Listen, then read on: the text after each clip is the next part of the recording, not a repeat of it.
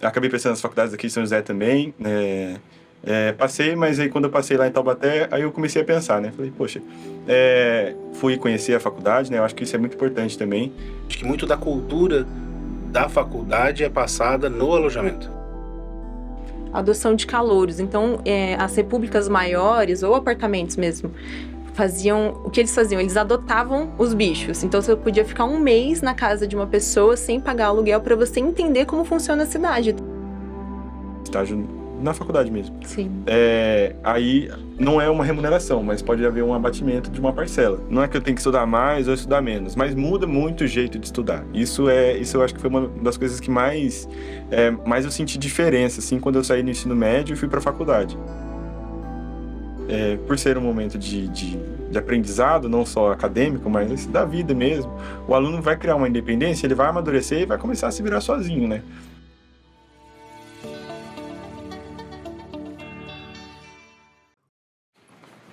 Olá, pessoal, sejam muito bem-vindos a mais um episódio do Planck Talks. Eu sou o professor André Guadalupe e a gente fala direto da Rádio Planck, aqui do Colégio Planck, em São José dos Campos, São Paulo.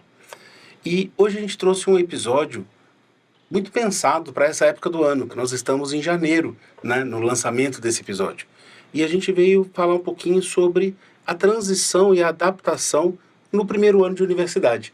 Como é que é terminar o colégio e mudar muitas vezes de cidade, entrar numa universidade, numa cidade diferente da qual você fez o ensino médio. E vamos falar um pouquinho das nossas experiências e da experiência de um aluno que aceitou o nosso convite, Breno. Seja muito bem-vindo, Breno. Obrigado, André. Prazer ter você aqui. Eu agradeço. Humberto, é muito bom voltar para cá.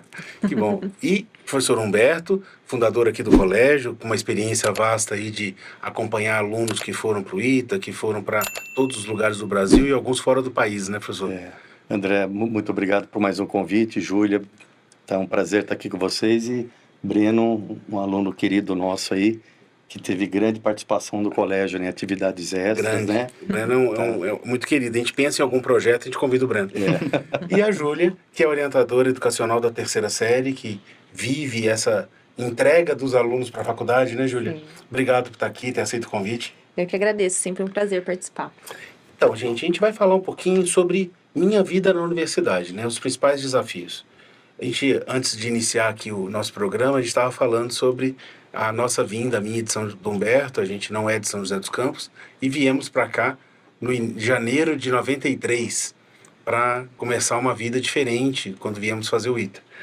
Mas já a gente conta um pouco dessa experiência. Vamos aqui para o nosso convidado de honra, que é o Breno. Breno, você se formou em 21 aqui no colégio.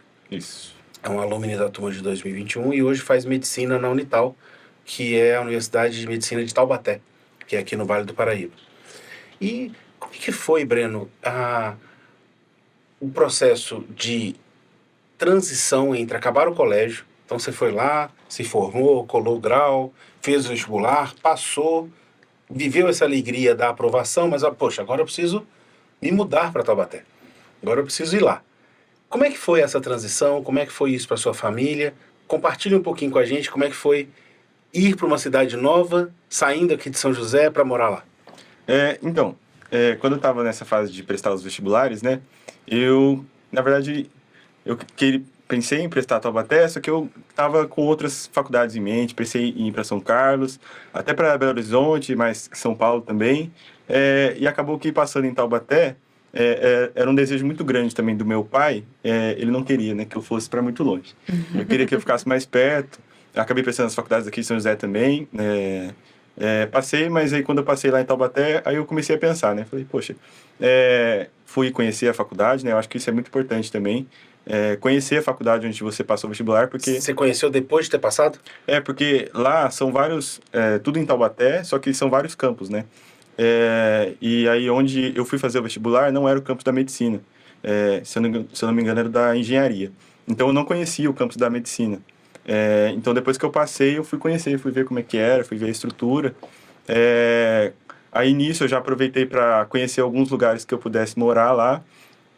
E tive muitas conversas com a minha família também para ver, poxa, é viável financeiramente, né? Porque é uma faculdade particular. E a gente sabe que as faculdades particulares de medicina também não são muito acessíveis, né? Mas eu fui foi teve muitos momentos de conversa e alinhamento, a gente foi conhecer, e eu acho que o fato de eu ter ido conhecer mudou muita coisa. Então, só porque, tentando ser didático aqui com a nossa audiência, porque quem nos assiste, Breno, são um pouco alunos e pais. E a gente vai, esse episódio em especial, a gente vai ter recomendado que os pais dos alunos desse ano assistam. Sim. Quando você fala, fui visitar, legal, fui ver lugares para eu morar, como que você procurou esses lugares? Você foi num jornal? Você foi num site? Você procurou uma imobiliária? A faculdade de alguma forma te ajuda? Dá o caminho das pedras, assim, na sua experiência. Sim. Na verdade, a gente foi atrás de uma imobiliária. A faculdade não... pelo menos da parte que a gente conheceu nesse primeiro momento, eles não tinham muita informação sobre isso. A gente foi atrás de uma imobiliária pelo fato de ser uma universidade bastante tradicional na cidade, né? Então, as imobiliárias estão acostumadas com isso. Então, existem muitos apartamentos de 1, 2 quartos destinados já, né? Sim. Próximos à universidade, e aí quando a gente procurou a imobiliária, a gente já falou, então meus pais, né? Meu filho vai fazer faculdade, a gente queria algum apartamento que ele pudesse ir a pé para a faculdade, que é uma vantagem que, por ser uma cidade menor, tem, né? Às vezes algumas cidades maiores não tem tanta facilidade assim, mas no caso a gente tinha, então a gente queria algum apartamento que desse para eu ir a pé, ou no máximo de bicicleta para a faculdade. Você deve ter pessoas na cidade da construção civil, as próprias construtoras, que devem construir prédios já imaginando a venda ou a locação para universitários. Sim, com certeza. E existem muitos apartamentos de 1 quarto, kitnets, que muitos estudantes usam, fora as repúblicas, né? Só que a república não era algo que eu queria, porque quando eu passei, eu acabei sendo privilegiado também. Vocês foram privilegiados que estavam contando, mas eu tive outro privilégio que foi conhecer um amigo meu que tinha passado também em medicina no mesmo ano, exatamente a mesma coisa, só que ele não era daqui, né, do Planck, mas enfim.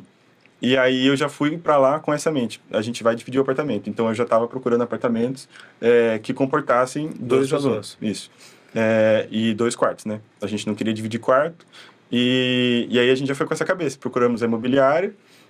E aí a gente marcou tudo no mesmo dia, a visita na faculdade e a visita nos apartamentos.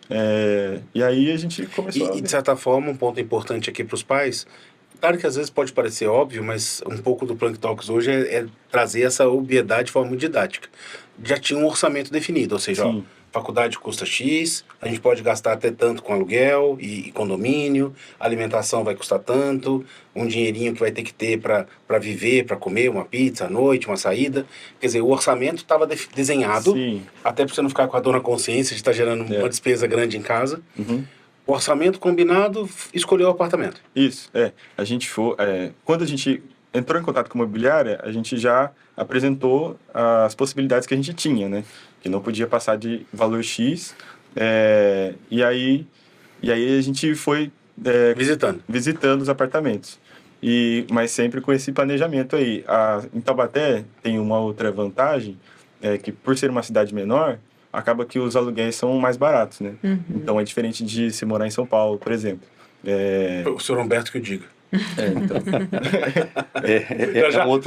Já chegamos em São Paulo. Eu já estou fazendo as contas e o caminho para falar aqui. Então aí a partir daí, quando eu fui conhecer, não só a faculdade, mas como eu disse, o ambiente também, né? O entorno da faculdade, a localização e tudo mais. Aí eu fui amadurecendo a ideia de mudar para lá. Então, aí até onde eu bati o martelo, a gente encontrou um apartamento legal lá. Os pais do outro menino que mora comigo também estiveram de acordo, e aí a gente... E como é que foi o processo, Breno? Que alguns alunos me procuram. Assim, André, como é que eu contrato a internet? Como é que eu faço o contrato? Como é que eu compro televisão? Como é que eu mobilio? Como é que foi esse processo? Você mobiliou o apartamento? Já estava mobiliado? Então, o apartamento que a gente alugou, hoje eu já estou morando no segundo apartamento, mas nesse primeiro... tinha armário nos quartos, isso já era um ponto positivo. Tinha um rack na cozinha não, na sala, e armários na cozinha. Era isso. E o resto foi a gente que levou. Então a gente levou cama, mas assim, é apartamento de estudante, né? Então assim, é o É o que a básico. gente precisa para Tinha viver. uma decoração própria, né? Sim, Apartamento de estudante. Ou a ausência de decoração completa, né? Porque era a cama, a mesa para ter o computador para Nem tudo estudar. precisa combinar. Não, com certeza. Isso aí é a última coisa que a gente pensa. O espaço de estudo, né? O espaço de importante. estudos. Então, essa era uma vantagem também, que por isso que a gente pensou num apartamento de 2 quartos, que a gente não queria dividir quarto. Porque assim, cada um tinha um espaço de estudo separado. O seu ritmo, quero Sim. estudar à noite, acendo a luz, não incomoda Sim, ninguém. exatamente. Então, a cama, a mesa, um sofá para sala, uma televisão que meu avô me deu lá, meio velhinho, uma mesa. Eu nem sei descrever quanto tamanho deve ser, mas ela é para 2 pessoas, não cabe mais nada. Além disso, um fogãozinho, e aí assim a gente foi. Agora, essa questão de fazer contratos, essas coisas, eu não sabia de nada, claro. Mas aí a gente foi aprendendo, e junto com o apoio dos pais é muito importante, né? Porque se a gente precisasse fazer tudo isso sozinho, a gente não ia conseguir, né? Ô, Breno, e você já era maior de idade? Não, eu tinha 17 anos. Ah, então você nem poderia fazer os contratos, né? Não. Tem isso também, né? Tem Muitas isso vezes também. é o menor de idade. Sim, O menino que passou junto, ele era maior de idade, mas eu não, eu tinha 17 E anos, vocês ainda moram juntos? ainda moramos juntos. Como é que ele chama? Bruno, Bruno, um abraço pra você. Bruno. Já tá participando aqui do Plank Talks. eu vou mandar pra ele o episódio.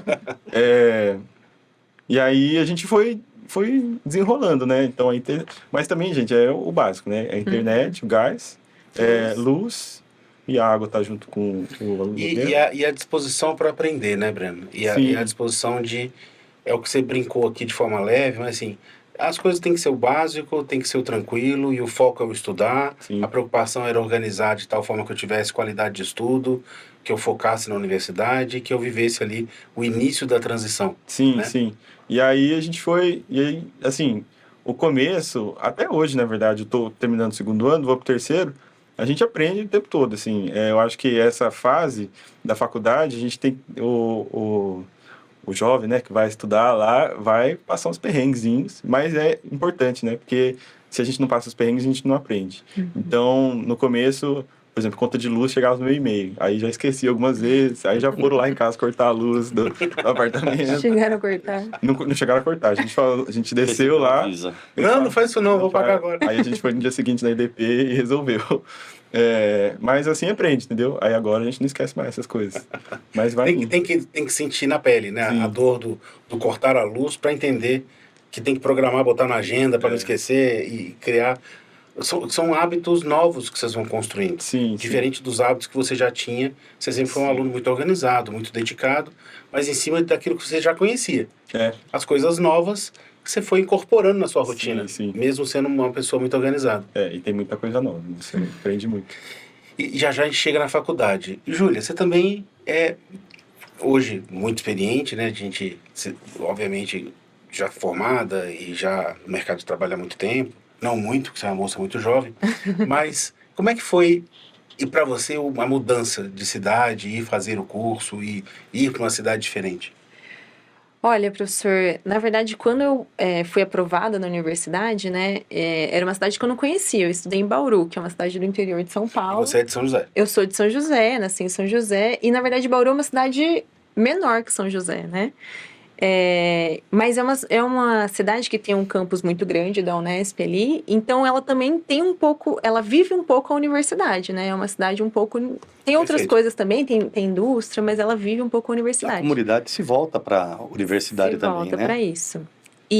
Mas, na verdade, eu estava muito insegura de ir. Então, teve que ser um conjunto da minha família. Foi o meu pai, minha mãe e minha irmã me levar para Bauru no meu primeiro final de semana. Eu também era menor de idade, né? Também não... Na época não tinha nem conta em banco. Hoje em dia, os alunos já têm, né? Mais novos já têm. Mas, na época, não existia isso. Só podia ter uma conta em banco. Maior de idade. Maior de idade. Então, minha mãe teve que assinar para mim que eu era menor de idade, autorizando que eu tivesse um cartão, porque eu ia começar uma vida sozinha, né? Mas foi um momento muito impactante. Eu só consegui ir por conta do apoio da E família. você morou em República ou morou em apartamento? Inicialmente eu fiz igual o Breno, eu morei em apartamento junto com uma colega da minha sala. Mas lá em Bauru tinha uma situação muito interessante que eu não vi ainda em muitos outros lugares, que a gente chamava de adoção de calouros. Então, as repúblicas maiores, ou apartamentos mesmo, o que eles faziam? Eles adotavam os bichos. Então você podia ficar um mês na casa de uma pessoa sem pagar aluguel para você entender como funciona a cidade também, né? Olha que interessante. Onde é o supermercado, qual é o ônibus que você pega para ir para a universidade. Então, na verdade, era o centro acadêmico que fazia isso, fazia essa divisão. Então, as repúblicas já colocavam o nome de que poderiam receber algum bicho, né? Algum calouro. Então, você conseguia ligar para essas pessoas e você passava um mês adotado. E eu passei um mês adotada. Legal. Para você conhecer um pouco até quais locais morarem, né? Porque, por exemplo, lá em Bauru, a universidade fica afastada do centro. Então, não necessariamente é um bom local para você morar, né? Então, muitas vezes você chega sem conhecer. E se aloja perto do campus. Perto do Enquanto campus. o ideal é vocês morar mais no centro da cidade. No centro que tem e pegar transporte. o ônibus e... Sim. Já o Breno brincou que a gente foi favorecido, né? Eu e o Humberto, eu vim de Belo Horizonte, o Humberto de São Paulo. Nós viemos para São José dia 17 de janeiro de 93. A gente lembra o dia. E a gente veio com uma condição muito especial, né? Porque a gente veio para uma faculdade que dentro do campus é o curso, o alojamento e o refeitório. Então, a gente veio para o ITA e fica dentro do CTA. Para quem não conhece, CTA é o Centro Tecnológico da Aeronáutica, que dentro tem vários institutos. Um deles é o ITA, que é o curso de engenharia, e tem como veio do conceito americano, tem os hangares, né? Então tem o H8, o H13, cada H é um prédio, né? O hall. Então a gente veio o H8, que era o alojamento dos alunos do ITA. E aí você chegava e meio que achava um quarto para você. Não era uma área destinada para os calouros, para os bichos. Então você tinha que achar, dentro dos quartos que existiam, uma cama. Uma vaga. Uma vaga. Então tinham quartos para 6 pessoas e quarto para 4 pessoas. E você tinha que achar um quarto que tivesse uma vaga e que aceitasse você, né? Porque era muito trote, assim. Então, às vezes, te aceitava, mas o cara... Mediante condições, mediante condições de humilhação pública, né? E eu lembro que os primeiros meses que eu morei na H8, eu morei com o pessoal que era do 5º ano. E no final de semana, eles voltavam para São Paulo e eu ficava muito sozinho no final de semana. E aquilo, para mim, era doído. Porque daí eu ficava sem ninguém no quarto. E mesmo tendo... e o CTA se esvazia no final de semana, né? Fica muito...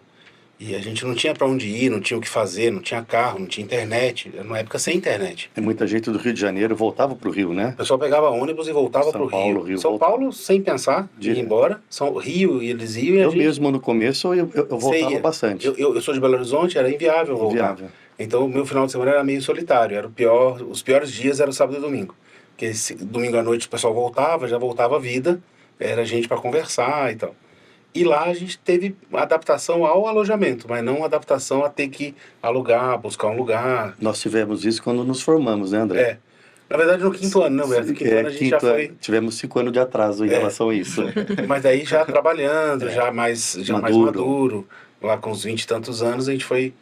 Já no 5º ano, já não queríamos mais morar no H8. Só assim, não, eu já mereço um apartamentinho. A gente achou um apartamento aqui em São José que tinha... No meu caso, era um quarto, uma sala, era pequenininho para uma pessoa.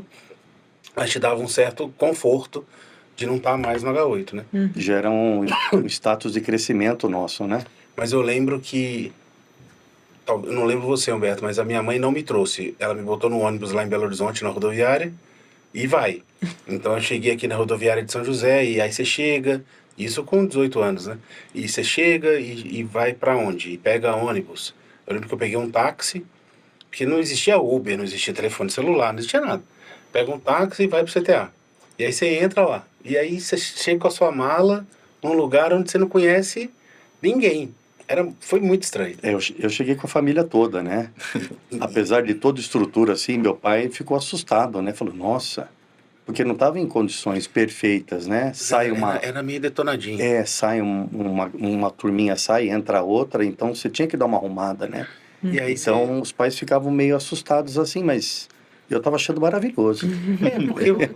Mas é uma fase diferente. Aí você tem um mês que a aula começa em março, e o mês de fevereiro é o mês de CPOR, no caso do ITA, que é o curso preparatório de oficiais da reserva, que é obrigatório o aluno do ITA fazer no primeiro ano. Fazer uma imersão militar, né, pra gente entender, né? Durante o primeiro ano do ITA era uma vez por semana, uma tarde, mas fevereiro era uma imersão. Então era o mês do CPOR, e que era um mês de adaptação. E nesse mês que a gente acaba se conhecendo mais. No caso do Humberto, a gente já se conhecia do cursinho, mas você faz as amizades e aí você consegue ter força para organizar um quarto entre os amigos. Sim. Então lá para março, que foi o que aconteceu com a gente falou, vamos morar junto. Aí a gente tentou criar um apartamento de pessoas que tinham mais afinidade, e aí você consegue conversar com o veterano, falar assim, você não quer me empresta, a gente sai, e eu arrumo um quarto para você durante um tempo. Você vai fazendo umas trocas. A escolha é autônoma dos alunos. Os alunos que se dividem. Se dividem. A escola não... Agora, recentemente, existe uma ala. Quando a gente se formou, Júlia, em 97, foi o primeiro ano que entraram meninas no ITA. Olha. Porque quando a gente fez, não existia mulher no ITA. O que era muito triste. Por todos os sentidos. Pelo preconceito de não poder aceitar uma engenheira e pelo fato da gente só conviver com rapazes durante a faculdade, que é muito chato também. E viemos o curso técnico. E viemos o curso técnico, que era só meninas também. Ô, vida solitária.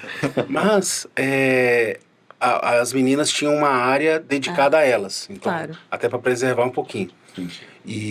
Mas hoje eu acho que tem um corredor que é destinado aos bichos, né, aos calouros que chegam. E tem uma estrutura nova também, né? Mas, por outro lado, a mistura com os veteranos gera muito aprendizado. Porque daí você passa as noites conversando, eles explicam. Acho que muito da cultura da faculdade é passada no alojamento. Tanto que agora com a discussão que vão montar um ITA em Fortaleza, a maior discussão dos iteanos e a cultura do iteano? Como é que você leva essa cultura para Fortaleza? Porque a cultura é passada do veterano. Sim. Nós tínhamos veteranos lá que jogavam truco com a gente até às 5 da manhã. Então a gente era obrigado a ficar jogando baralho com eles.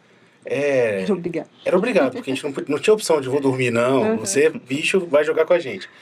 E nesse mês do CPOR, eles não tinham aula. Então acabava às 5 da manhã, eles iam dormir. E a gente tinha que ir morrendo de sono pro CPOR. Então o trote era duplo. Passaram a noite jogando baralho e ir pro CPOR que a gente não podia dormir. Porque se dormisse, tinha as penalidades lá do CPOR. Então era um trote bem esperto, porque o trote era ficar acordado durante o dia. Mas tinha trotes bem interessantes. O meu primeiro trote no ITA foi, eu tava lá, todo alegre, do CPOR, fardado, chegou um veterano de carro e falou, bicho, faz a minha mudança.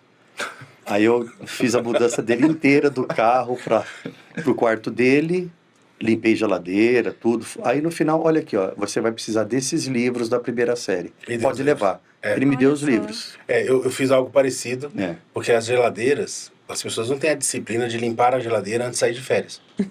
Então, depois de 2 meses, com a geladeira desligada, cria-se uma forma de vida lá dentro. Tem um ecossistema diferente lá.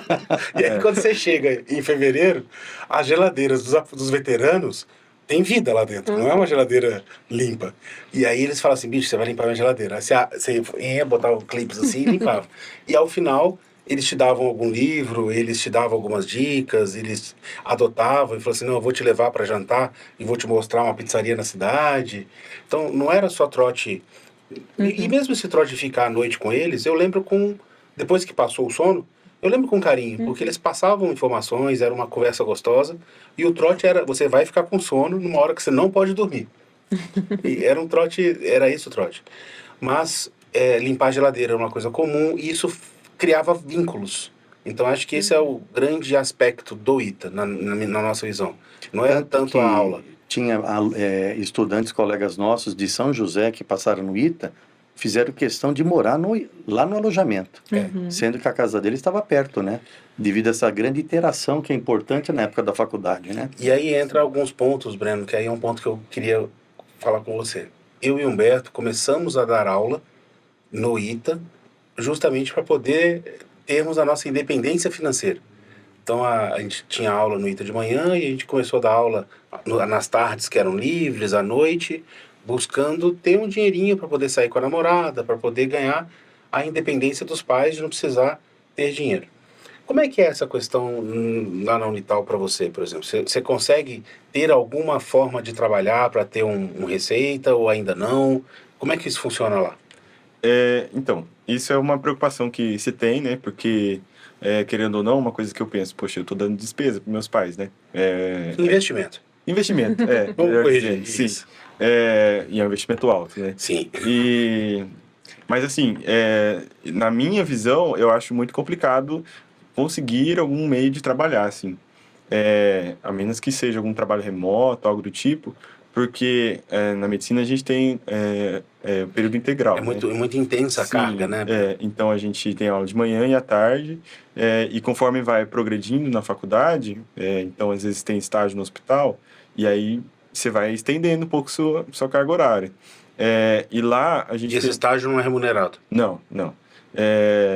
E lá a gente tem uma parte muito forte de ligas acadêmicas, do departamento científico da faculdade é muito forte. Então, quase todo dia à noite, se você tem alguma programação de alguma liga. E aí, se você faz parte da liga, você vai lá na faculdade, às vezes é online, às vezes presencial. Mas sempre tem alguma coisinha para fazer à noite. E aí acaba que quando não tem, você tira a noite para ficar descansando, né? Dar uma ajeitada na casa, algo do tipo. Ou só não fazer nada mesmo. Mas eu acho difícil, assim. Eu não conheço na minha sala, assim, não conheço ninguém, nem em outras turmas, que trabalhe junto com a faculdade. Por conta dessa carga horária que acaba sendo um pouco pesada. E colegas de vocês, colegas seus, que não estão fazendo medicina, pessoal que se formou com você acha que eles já têm alguma forma de trabalhar, de fazer um estágio? É algo mais delicado na medicina, em outras áreas é mais possível? Ah, sim, com certeza. Eu tenho alguns amigos, né, que estão fazendo faculdade de diversos cursos, engenharia, administração, direito, e dentro desses outros cursos é muito mais fácil.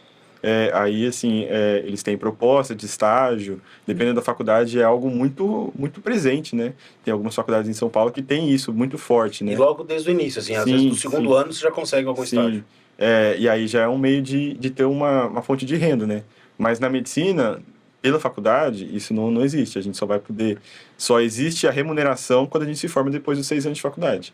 E aí começa a trabalhar. Isso que o Breno fala faz muito sentido, né? Porque a gente, no mundo, por exemplo, de professores, às vezes o ser professor é uma forma de ganhar um dinheirinho. Às vezes ele vai dar aula no cursinho comunitário, ele vai muito dar aula comum. num pré-vestibular mais simples à noite, porque ele ainda não tem muita experiência, mas tem a vontade de dar aula, tá com as matérias frescas na cabeça porque fez vestibular há pouco tempo. Sim. Você vê isso com o pessoal de engenharia, pessoal de administração, mas você não vê com médico. É muito comum você conversar com professores, no currículo deles sempre tem uma participação inicial em cursinhos da universidade, né? Então eles têm uma remuneração baixa, mas eles conseguem um pouco e ganham Pensando experiência. aqui agora, né, dificilmente o médico formado segue depois a carreira de professor de colégio, né? É muito raro isso. É muito raro. O médico, de alguma forma, ele vai empreender com o consultório ou no hospital, Sim. e ele vai seguir a carreira, mesmo que ele tenha dado aula, ele não vai se tornar um professor. É muito mais fácil o engenheiro dar aula de matemática e física que o médico dar aula de biologia. É muito mais fácil. Isso é verdade. Mas agora você tocou num ponto que me faz lembrar também dessa questão de trabalhar na própria faculdade. Como eu faço faculdade particular, então, se ocorre algum meio de você fazer algum estágio, por exemplo, no laboratório de anatomia, aí não estágio no hospital, né? Estágio na faculdade mesmo. Sim. Aí não é uma remuneração, mas pode haver um abatimento de uma parcela do valor da mensalidade. Ah, legal. Como se fosse uma bolsa aqui das universidades. Mas é um valor pequeno, assim, não é algo grande. Eu não sei como é em outras faculdades. Mas trabalhar por fora, assim, aí é difícil. Eu vejo que o Brasil ainda não tem muito essa cultura, né, Júlia? A gente, quando viaja para visitar universidades fora do Brasil, é muito comum o aluno trabalhar na biblioteca, trabalhar na cafeteria da universidade, trabalhar na área de esportes da universidade. Então, eles conseguem absorver muito o aluno mesmo da universidade dentro do campus. É uma cultura E a preocupação mais do real. aluno estudar nas férias, né? O summer jobs, né? Que é muito comum nos Isso. Estados Unidos. Então, acho que são culturas que no Brasil você não tem tanto. Então, você vai na cafeteria da universidade, você não vai ver alunos, até pela legislação brasileira, a CLT, a dificuldade dele ter um RPA, de ter uma nota fiscal. É mais difícil os vínculos trabalhistas no Brasil. Nos Estados Unidos e na Europa tem leis um pouco mais... Ou ele tem uma bolsa de estudos e não pode trabalhar, vínculos. Os advogados que estão nos assistindo aqui, ou os especialistas, deixa aqui um comentário se eu estou falando alguma coisa errada, mas eu acho que essas leis lá são mais tranquilas ou que permitem mais o estudante prestar esse serviço, né? Agora mesmo eu visitei esse ano a Universidade de Toronto e era muito comum ver alunos da Universidade de Toronto trabalhando na cafeteria, trabalhando no restaurante, trabalhando na parte atlética, trabalhando na manutenção da academia. Então ele faz educação física e ele colabora ali na manutenção, na recepção da academia. E isso ele dedica ali X horas e consegue uma graninha que é o que ele se mantém. E não é tão comum isso no Brasil pelos vínculos trabalhistas, Sim. né? Mas eu acho que, assim, vem muito de uma experiência que é minha, né? Então, assim, da medicina. Mas dentro do laboratório de anatomia lá, existem alunos, por exemplo, da fisioterapia, que trabalham lá. Aí sim eles estão lá, mas assim, fora do período de aula. Então, por exemplo, Perfeito. Na parte da tarde que eles não estão tendo aula, eles estão lá trabalhando como técnico do laboratório. E isso ocorre.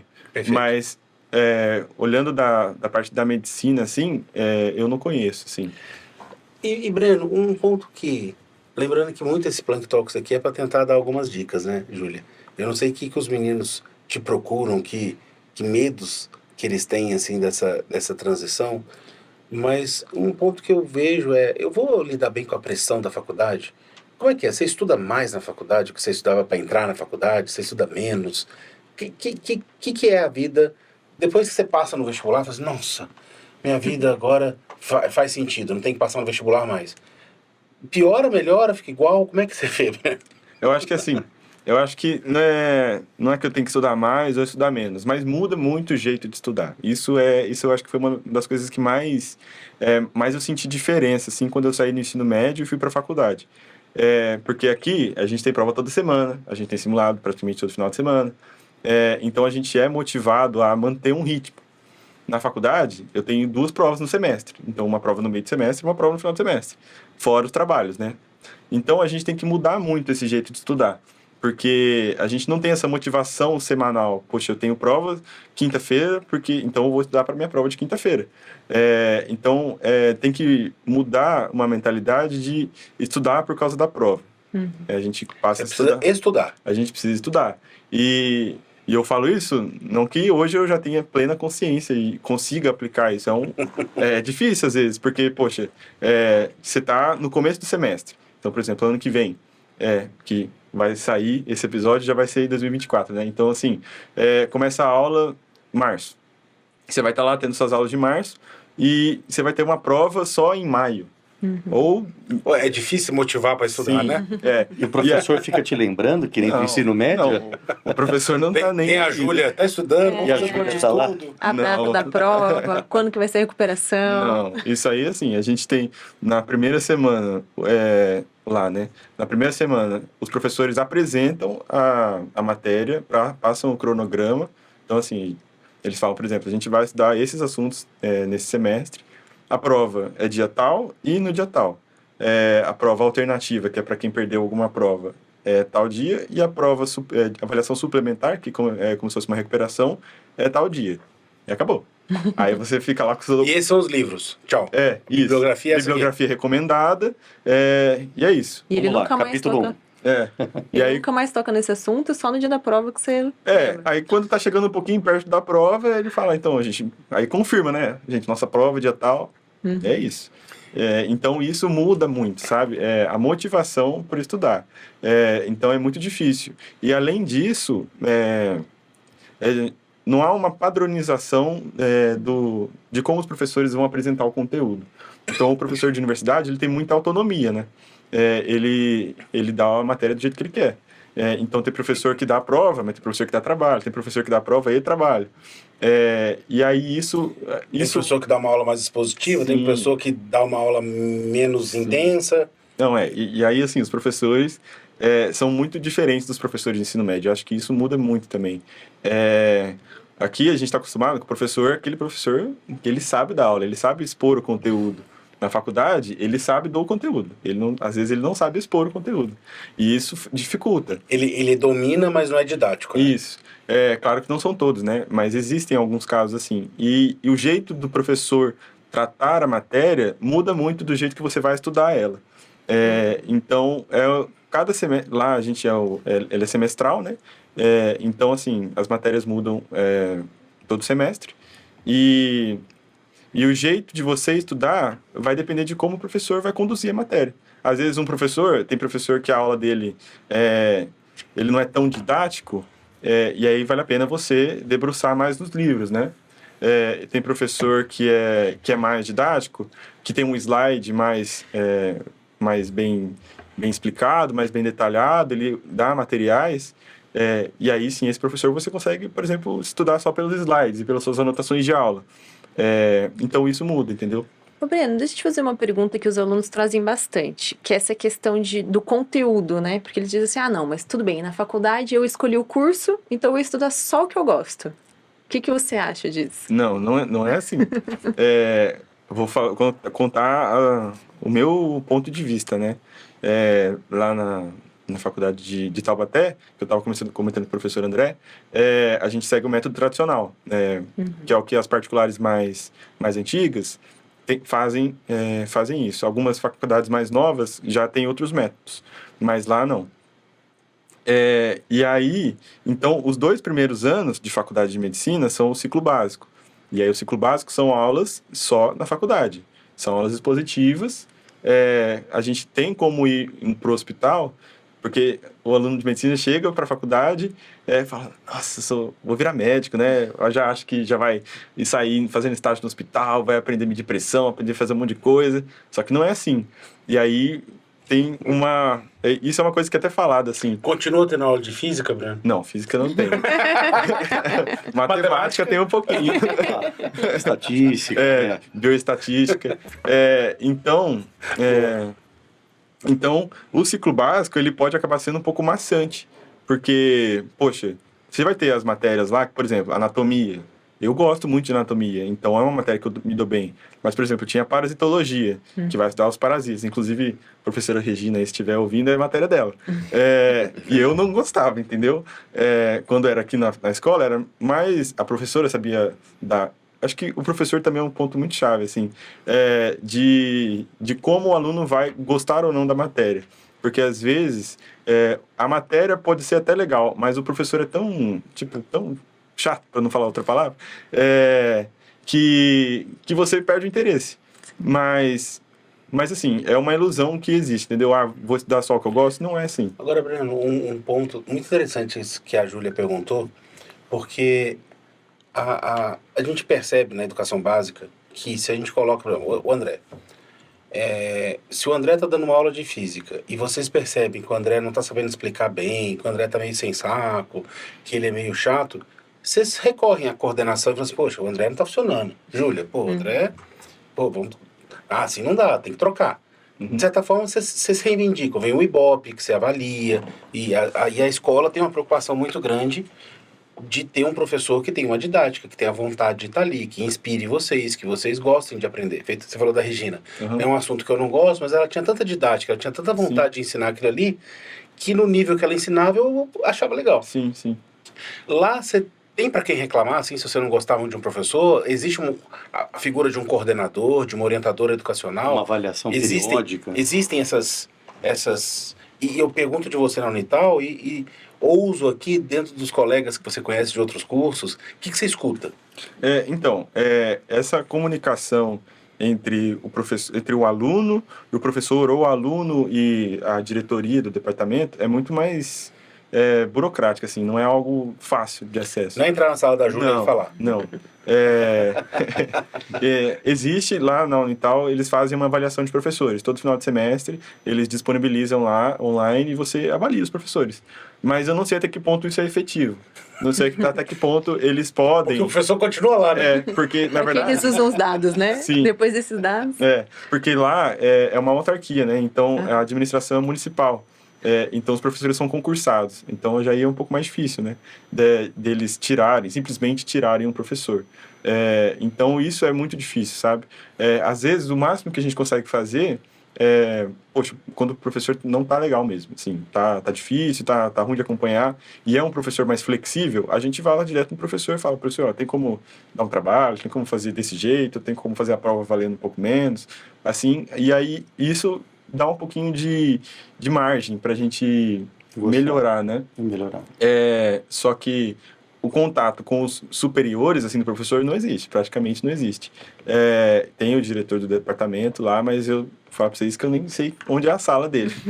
Eu sei quem é, mas eu não sei. Ou seja, a faculdade exige do aluno uma autonomia e uma capacidade de lidar com as adversidades maior. Muito grande. Porque você não tem alguém que vai estar te apoiando, fazendo um plano de estudo com você, que vai estar ali, não, mas calma, o exemplo que eu usei aqui do André, para não falar de ninguém, poxa, pode deixar, vou conversar com o André, vou te ajudar, vou interferir, porque eu vou falar que vocês não estão conseguindo entender bem a aula dele, vou ver o que pode ser feito. A faculdade te exige mais, bichão, é isso que temos. Sim. Se vira aí. Sim. E um ponto importante, Breno, que eu queria que você deixasse aqui para quem está nos assistindo, para os pais, que é a quase nula participação dos pais em ir na faculdade, né? Que na escola ainda tem a reunião de pais. Mesmo na terceira série, a gente chama os pais para conversar, para apresentar o que está acontecendo, para ouvir. Aí o pai vem e fala, vocês estão prejudicando meu filho, ou vocês estão apoiando, obrigado. O pai é presente. Uhum. Na faculdade, não existe mais, né? Não. E você acha que seus pais sentem falta, assim, ou os pais, de uma forma geral, sentem falta? Olha, eu não sei, eu acho que varia muito de pai para pai. Mas os meus pais, eles acabam, assim, eles confiam que eu vou saber lidar com essas coisas, entendeu? Eu acho que, assim, também, por ser um momento de aprendizado, não só acadêmico, mas da vida mesmo, o aluno vai criar uma independência, ele vai amadurecer e vai começar a se virar sozinho, né? Porque lá, pelo menos, a gente não existe esse incentivo da participação dos pais na vida acadêmica do aluno. Não tem reunião de pais, nossa... Mas não tem um apoio Acabou, né? educacional, assim, uma orientadora, você vê um colega que não está bem, chega alguém, conversa, olha, aqui você... O que você está sentindo? Eles têm a psicóloga, né? Mas, por exemplo, se eu for falar para vocês, eu também não sei como chegar até ela, entendeu? Então, isso é um pouco complicado, né? Porque, às vezes, o aluno mora fora, né? Então, tá longe. Por exemplo, tem um colega meu que é de Cuiabá. Então, muito longe de casa. E, às vezes, ele tá passando por um momento difícil. E, às vezes, os pais não estão e ele não tem amigos. Uma situação hipotética, né?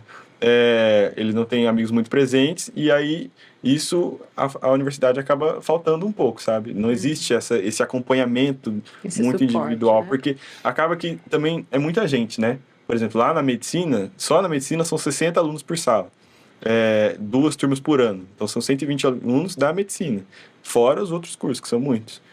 Então, não existe esse acompanhamento individual de cada aluno. Isso muda muito também. Porque, Breno, isso me leva... A gente fez aqui uma pautinha pra gente conversar e alguns pontos me levam pra pauta aqui. Porque você se sentiu preparado para ir pra faculdade? Porque eu tenho um filho que está se formando esse ano, né? Vai se formar agora, ou se formou em dezembro de 2023, né? Quando esse episódio for pro ar. E eu sinto ele academicamente bem, eu sinto ele um moço responsável, um moço gentil, responsável, não vai fazer besteira, sabe discernir o certo do errado. Uhum. Mas, assim, muito cru, né? Vai chegar lá. Você se sentiu preparado? E o que você acha que a escola poderia ter feito para que a sua ida para a faculdade fosse mais suave? Não de conteúdo, assim, mas o que poderia ter sido feito na escola para que quando você chegasse lá na Unital, falasse, puxa, ainda bem que o Planck fez isso aqui por mim.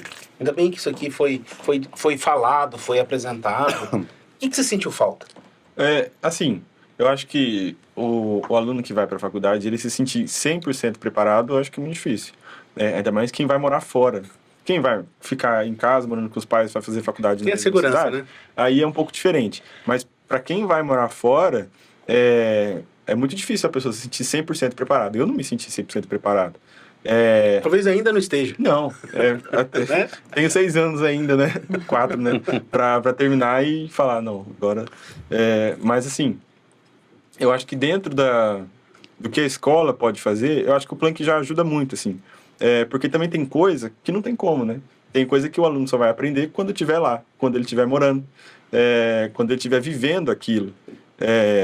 Mas assim, acho que em termos de educação financeira, essas coisas assim, o Planck já oferece uma boa estrutura para preparar. Mas tem coisa que também não dá, né? Porque é coisa que o aluno só vai aprender quando estiver vivendo. Então, não tem jeito. Eu entendo que essa pergunta para você é um pouco difícil, talvez a Júlia possa nos ajudar, porque você sempre foi uma pessoa muito autônoma, muito responsável. Eu não lembro do seu pai nos procurar para falar, olha, a nota da prova do Breno foi corrigida errada. Porque se tivesse esse erro, você nos procurava. Então, hoje a gente percebe, às vezes, os pais, por amor, por excesso de zelo, mandando mensagens ou nos procurando pelo filho. Então, sei lá, uma nota saiu errada. Somou, era para ser 8 e saiu 6. Às vezes ele manda mensagem pelo filho. Olha, a nota tá errada, mas é que ele ficou com vergonha de procurar você. Pode ver lá? Eu acho que às vezes o pai está fazendo um desserviço, né? Porque, no caso, vai lá e fala, olha, tá errado, corrige aqui para mim. Se ele aprender isso num ambiente protegido, com muito amor, com muito cuidado, ele vai saber fazer isso lá. Sim. Porque senão ele fala assim, pai, minha nota do professor de anatomia veio errado. Eu falei, meu amigo, agora posso até tentar, mas eles não vão me ouvir. Não. Então você tem que aprender a falar. E a diferença temporal dessa situação para dele são meses. E o aluno não vai mudar de uma hora para outra. Um pai que manda uma mensagem agora, em dezembro, porque a nota do filho saiu errada, é um menino que em fevereiro está fazendo medicina. Sim. Então são 3 meses. É nada. É nada. É o mesmo Breno. E ele vai se deparar com a situação e vai ter que agir. Sim. Isso é assim, é uma coisa muito pessoal minha, né? Então eu não me senti 100% preparado? Não me senti. Mas tinha muita coisa que assim, eu sei lidar com isso aqui, eu sei fazer.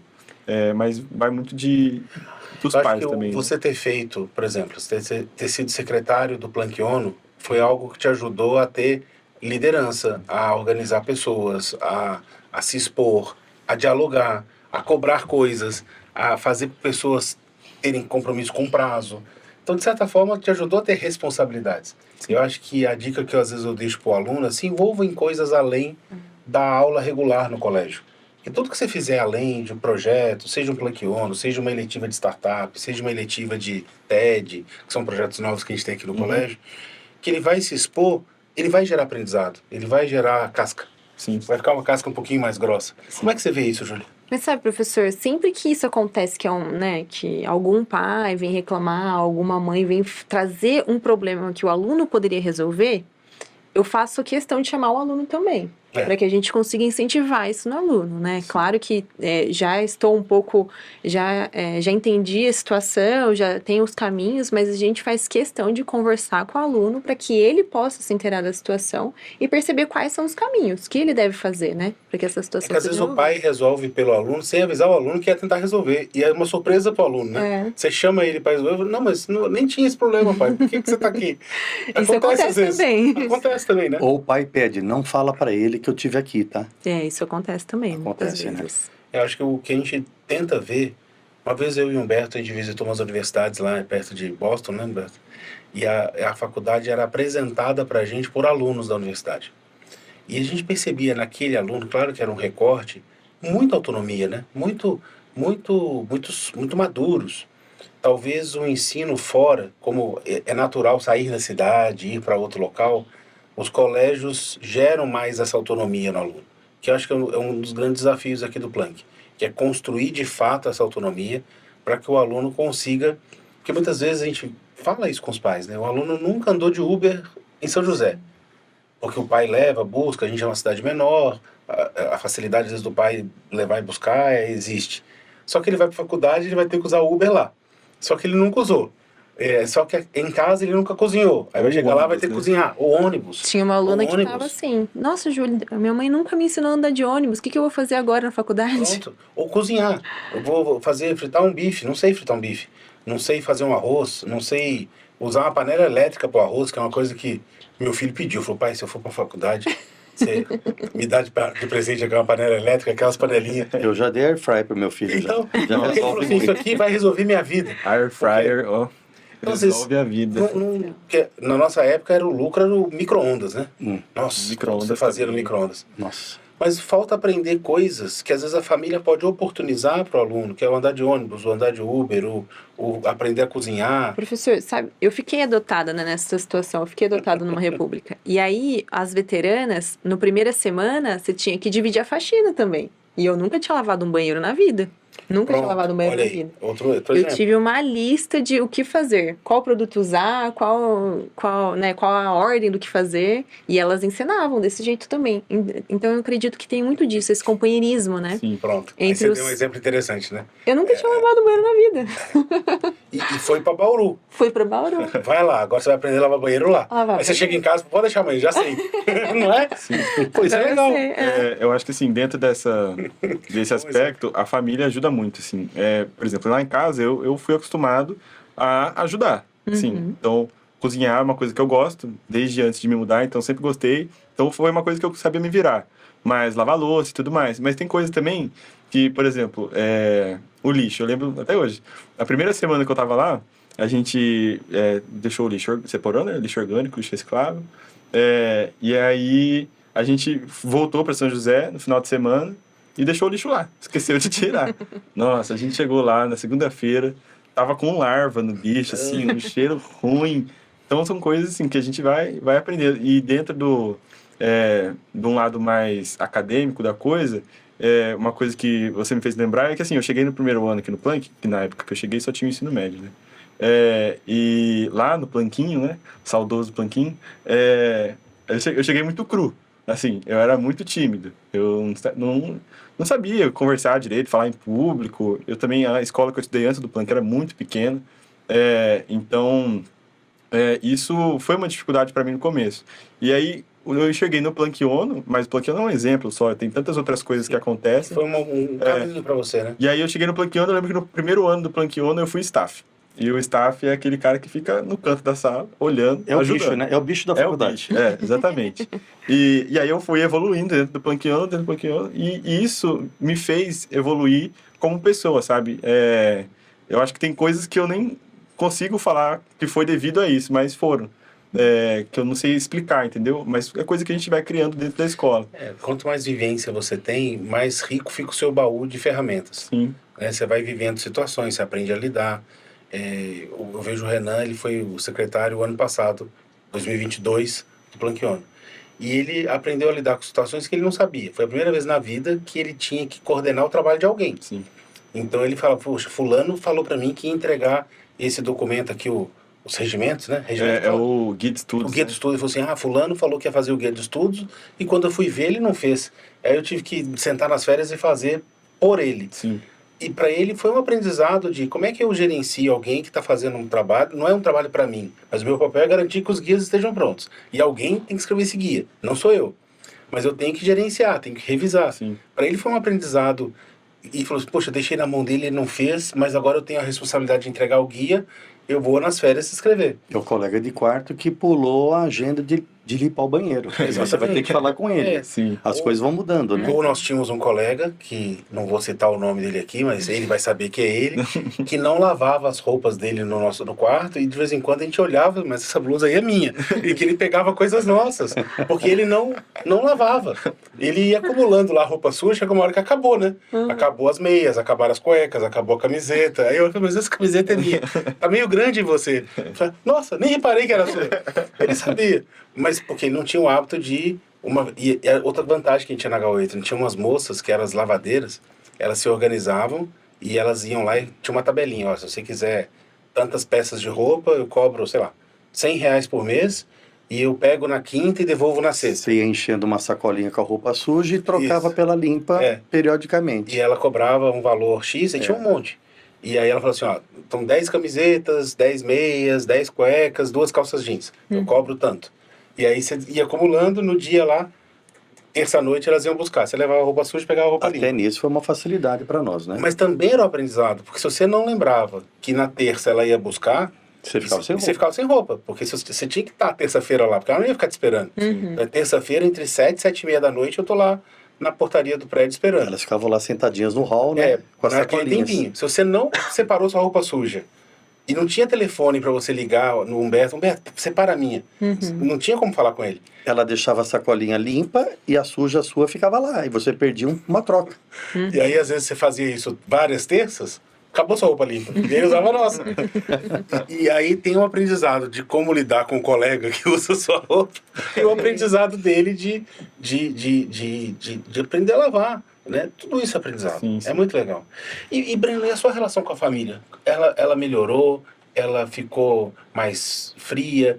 Como é que é os laços com a família depois que você sai de casa?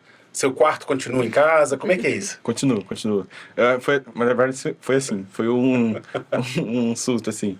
Porque eu lembro que na primeira, só um exemplo, eu lembro que no primeiro final de semana que eu voltei, eu cheguei em São José e meu quarto tava cheio de varal de roupa. Eu falei, o que é isso? Foi outra uma função, semana né? só. Mas tá lá meu quarto ainda. E uma coisa que, assim, é também uma facilidade que eu tenho por estar meia hora, uma hora de ônibus de São José. Talvez quem mora em São Paulo também consiga. Outros que moram mais O longe. de Cuiabá, que você deu exemplo, não volta Não, muito. ele volta uma vez. Mas assim, eu acho que a minha relação com a minha família melhorou. Talvez por... A gente sai de um terceiro ano, é estressante, assim, querendo ou não, é puxado, né? Porque exige uma dedicação a mais, exige muitas horas a mais de estudo, né? Breno, acho que, desculpa te interromper, eu não acho que querendo ou não, é estressante. É necessário, mas é estressante. Sim, sim. Mas ele é puxado e é estressante, sim. E isso pode acabar afetando a relação com a família, né? Direta ou indiretamente, porque o estresse, você pode até não querer, mas uma hora ou outra você vai... Pela cobrança dos pais também. Sim, também. Mesmo não falando, né? Pela Sim, sua cobrança, né? E aí eu fui pra faculdade, e aí eu percebi que esse fato de eu ficar uma semana fora, e tem outros que ficam mais, me dava saudade. E aí quando eu voltava, a gente tava... Tempo de qualidade. A gente sentia falta de estar só a gente fazendo coisas em família, e isso melhorou muito a relação lá em casa. Era uma coisa que eu achava que ia ser o contrário. Às vezes muita gente acha que é o contrário, né? O filho vai sair de casa, também é de pessoa para pessoa, mas enfim. O filho vai sair de casa, ele vai esquecer. Não, lá em casa foi o contrário. Eu vi que as primeiras semanas são muito difíceis, assim. Porque, poxa, você está acostumado com seus pais. Isso, você nasceu, né? Você nem precisa pensar que você tem seus pais em casa. Você está ali. Mas quando você sai, você começa a ver, poxa, sentir falta de coisas que você nem reparava antes. E isso acabou melhorando muito a relação lá em casa, sabe? A gente ficou mais próximo. Quando eu tô aqui, agora eu tô de férias, por exemplo, quando eu tô aqui, eu sinto que a gente sabe aproveitar muito melhor o nosso tempo, sabe? Porque sente falta e aí quando eu tô aqui, eles aproveitam melhor. Eu acho que é dar valor àquilo que a gente dá valor quando a gente perde. Sim. Né? Tá muito comum, tá muito exposto, e aí quando sai, eles dão valor mais para você dá mais valor para eles. Sim. Passa a ter mais tolerância e o tempo passa a ser de mais qualidade. Sim, com Legal, certeza. Breno. Bacana esse depoimento seu. Júlia, tem mais algum ponto que você gostaria de abordar, que os alunos costumam ter de preocupação, que você percebe? Sabe uma coisa que eles também trazem muito, né? Essa questão social. Porque é isso que você comentou. Você teve um privilégio de que você já conhecia um colega seu que foi até lá, né? Mas a maior parte se vê num lugar completamente diferente. E você sai da casa dos seus pais com pessoas que te amam, que te conhecem, sabem inclusive das suas qualidades, dos seus defeitos, sabe aquele dia que você consegue perceber aquele dia que você não tá muito bem, né? E vai ter que morar com uma pessoa que você nunca viu na vida, né? E que não necessariamente né, tem obrigação de te amar, né? Sim. Então, como que foi pra você essa relação social? Eu acho que assim... Boa pergunta. Esse menino que eu moro junto, na verdade, a gente não era amigo antes de mudar para lá. A gente tem um amigo em comum que fez a ponte, né? Então, mas assim, eu não tinha muita proximidade com ele. A gente conversava e tal, mas é algo que, assim, dê tempo ao tempo, sabe? Isso vai ser construído ao longo dos anos. Porque eu vejo meu irmão tá se formando agora aqui na escola, né? E quando ele entrou aqui, ele era sozinho, tadinho. Ele não tinha muitos amigos. Ele também, que nem eu, quando eu entrei, eu era muito tímido. Agora ele tem bastante. Agora ele tem bastantes amigos, entendeu? Vocês sabem, né? Até bastante serelepe, sabe? Então, pois é. Aí, É um bom leitor de questões. sim. Né? Aí ele... Então, isso foi algo que eu fui sendo desenvolvido, assim, e algo que é natural também. não adianta querer chegar lá e achar que você já vai ser conhecido. Isso não vai acontecer. Na minha sala, eu conhecia Malemar, esse menino que eu moro. Fora isso, eu não conhecia ninguém. E gente de todos os lugares do Brasil. Você vê esse rapaz de Cuiabá, tem gente do Rio de Janeiro, tem gente de Minas. Então, você vai aprendendo a lidar com isso. Existem eventos, né, que o pessoal da Atlética promove, mas isso acaba sendo muito pessoal. Eu nunca participei, porque eu não sou muito de ir em festas, essas coisas. Então, eu vi na sala de aula uma oportunidade de eu ir desenvolvendo amizades. E aí eu fui conhecendo outras pessoas que eram parecidas comigo, que também não gostavam muito de ir em festa. Então, sempre vai ter algum lugar para você se encaixar, assim. É só não chegar achando que vai ser igual era aqui. Que você vai ter amigos. Mas vai ter uma galerinha, uns 5, 6, que vão ser parecidos com você. E foi isso que eu encontrei lá. E que, de certa forma, basta. Sim. E muitas vezes você vai encontrar lá pessoas que, poxa, medicina são 6 anos de faculdade. São pessoas que você vai fazer uma amizade na faculdade que, igual vocês dois, vão permanecer para a vida inteira, entendeu? É só ter calma e respeitar o processo de que é algo novo, que tem que ser construído, né? Agora, eu acho que uma das qualidades que você tem, você é uma pessoa muito... Eu acho que você tem um grau de empatia grande, você é um cara muito centrado, muito analítico. Você percebe, exige de você na faculdade uma paciência extra com os colegas? Por exemplo, você falou desse conjunto de afinidade, mas por outro lado existe um conjunto que talvez seja o oposto. Como é que é exercer a empatia ou a tolerância com a pessoa que é muito festeira, ou que é mais da bebida, ou que é mais da farra, ou que é mais de A, o B, o C, o D? Como é que... Porque eu acho que no colégio existe uma certa zona de conforto e o colégio gera uma aproximação de valores. Os alunos que estudam no Planck são mais ou menos parecidos, os que estudam na outra escola são mais ou menos parecidos. Você busca uma escola que combina com você. Na faculdade, você escolheu o curso que combina com você, não necessariamente a faculdade. Né? Eu quero medicina numa boa universidade e eu quero meu sonho de me tornar cirurgião. Como é que é lidar com esse oposto, com essa pessoa que às vezes fala assim, poxa, sem noção. Sim. E que talvez ele te ache sem noção. Com certeza. Do olhar dele. Sim. Como é que é isso? Então, existem extremos, né? Igual eu falei, eu não sou muito de ir em festa, quer dizer, não sou nada de ir em festa, mas tem gente que vai em todas. E tem gente que vai em algumas. E dentro de uma sala com 60 alunos, tem muita gente muito diferente. Tem vários grupinhos, assim. Só que na hora de fazer um trabalho, que você não escolhe seu grupo, o professor vai sortear. E aí você vai ter que fazer com aquele fulano que é da festa. Pronto. Então, isso assim, eu acho que exige um jogo de cintura, sabe? Saber respeitar e entender que aquela pessoa que você vai estar fazendo o trabalho, ela não teve a mesma criação que você. Sim. Ela não gosta das mesmas coisas que você e tá tudo bem. Ninguém vai ser igual a você. Mas você tem que ir no ponto em comum. Poxa, a gente tem que fazer o trabalho, então vamos cooperar para fazer o trabalho. É todo mundo que vai cooperar para fazer o trabalho? Claro que não, tem gente que não tá nem aí também, né? E isso acho que é a parte mais que exige uma paciência, exige um jogo de cintura, porque quando vocês se unem para fazer um trabalho, vai ter o colega que vai ficar só no celular, vai ter o colega que não vai fazer nada. E pelo contrário, também vai ter gente que vai estar anos-luz na sua frente fazendo um monte de outras coisas assim e te cobrando. Então, lidar com esses dois extremos exige uma empatia mesmo, de entender, de cooperar e tentar fazer dar certo. Porque tem que dar certo, porque no final do semestre você vai ter que apresentar o trabalho e a nota vai ser igual para todo mundo. Então, se você não trabalhar para que haja essa conversa, não vai ser legal, não vai dar certo. Mas é algo também que a gente acaba aprendendo, sabe? O primeiro trabalho na faculdade, ele é difícil. Mais traumático, né? Sim, ele é traumático. O meu primeiro trabalho na faculdade, que eu apresentei, eu acho que até por conta do Plankton, eu consegui me sair bem. Só que uma menina do meu grupo foi apresentar, tadinha, ela chorou na frente da sala inteira, 60 alunos, imagina. Então, assim, o primeiro é sempre mais difícil. Depois, com o passar dos anos, eu acho que, assim, na faculdade a gente acaba apresentando muito trabalho. Então, com o passar dos semestres e vai passando trabalho, E aí você vai aprendendo a lidar. Aquele seu colega que você vai fazer o trabalho junto, ele não precisa ser o seu melhor amigo, ele não precisa, na hora que acabar o trabalho, e almoçar com você. Não, ele pode ir pro canto dele, mas na hora de fazer o trabalho tem que estar junto, né?